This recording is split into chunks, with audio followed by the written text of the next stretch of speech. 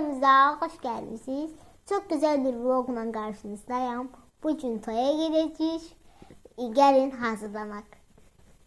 Toya gideceğiz. Mən dırnaqlarımı dünən vaxt vurmuşam. Belə bir axlaq. Və dünən saçlarımı hörmüşəm. Bugün aşağıda buruq olacaq. Belə. Bəli, paltarımı geyindim. İndi isə saçımı açacağım. Örgüləri.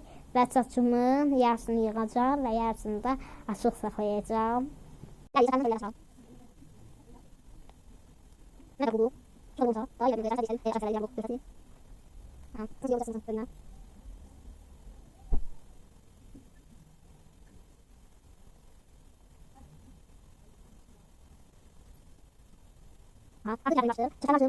Hazıram, birazdan geleceğiz. Artık yoldayıq. Onu dediyim ki, videoda axtarıcı olmasın deyə yolu daha kısa seçməyə çalışdım.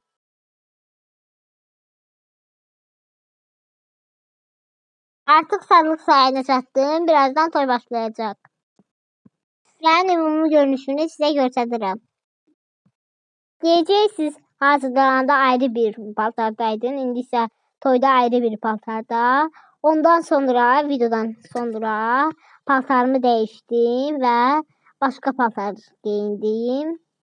Bence bu da güzel, mənə yaraşdı.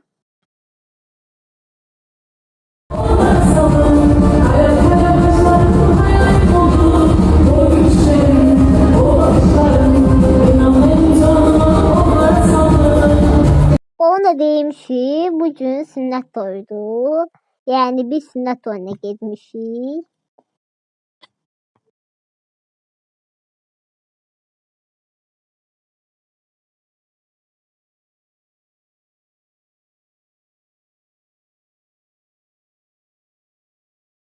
Bəli, mən oynayıram. Mənim bu toy çox xoşuma gəldi. Çok güzel toydu.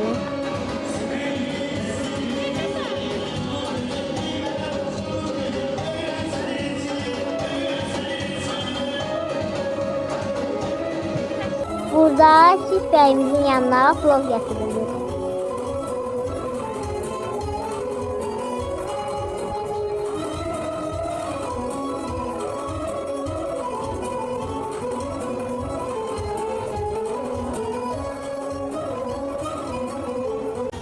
Uşaqları əyləndirmək üçün klon da gəlib.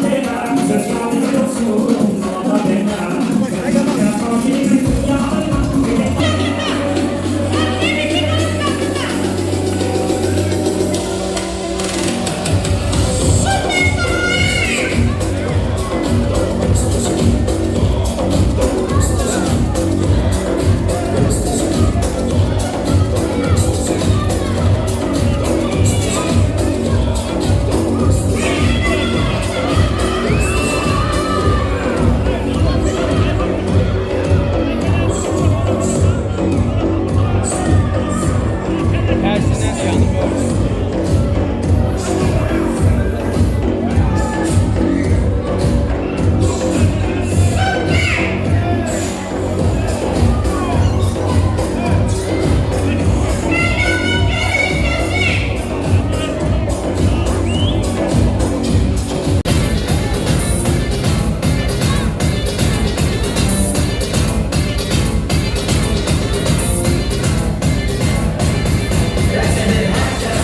Biz toydan tez geldiğimiz için sizin için çok video çekebilmedik. Kanala abone olup videoları katmayı unutmayın. Sizi çok seviyorum.